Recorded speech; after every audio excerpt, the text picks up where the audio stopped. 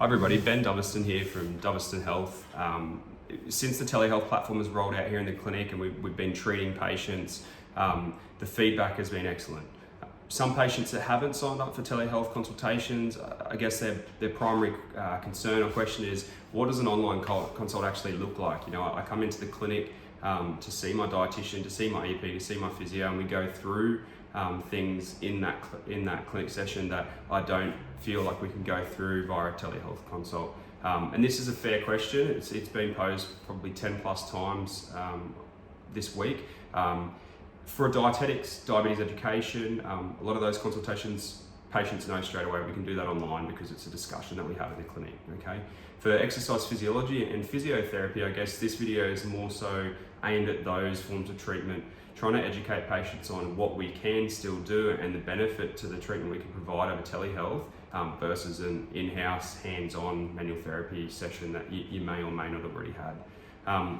The process is the same. So for a new patient, the initial screening form will be emailed out to the patient. They'll fill that in so that it can be sent back to our practitioners before your appointment so that we get a better understanding of that person's case before we start to discuss it over the consult. For returning and initial patients, there'll be an email out as a reminder for your appointment, and that email is going to have a link in there.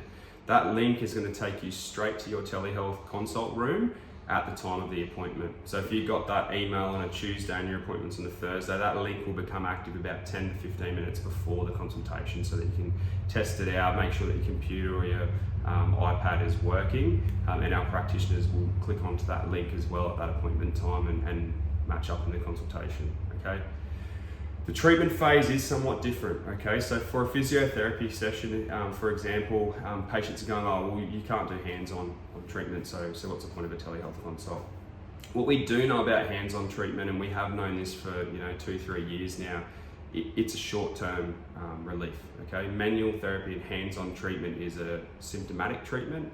It provides short-term relief, but the thing that provides long-term relief for the patient, if they're coming in for pain management or an injury, is the exercise component, okay? What we know is we can still provide exercise cues, so we can get people to do these provocative exercises in front of us to show us where their pain is coming from, and we can implement a program based on their symptoms and their complaints, okay? We are certain that the exercise component will produce long-term results, okay? When we're doing the initial consultation for a new patient or we're reviewing a current patient's plan, we can have a look at what you have at home. We can get you to move your laptop or your camera around to show us what things you have set up and program based on that. Obviously, if you don't have a gym, we'll use things around the home that you can implement in the program to get the same results or close to the same results, okay?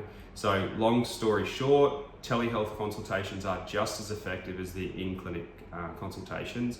The only thing that we aren't able to offer is obviously the hands-on manual therapy component.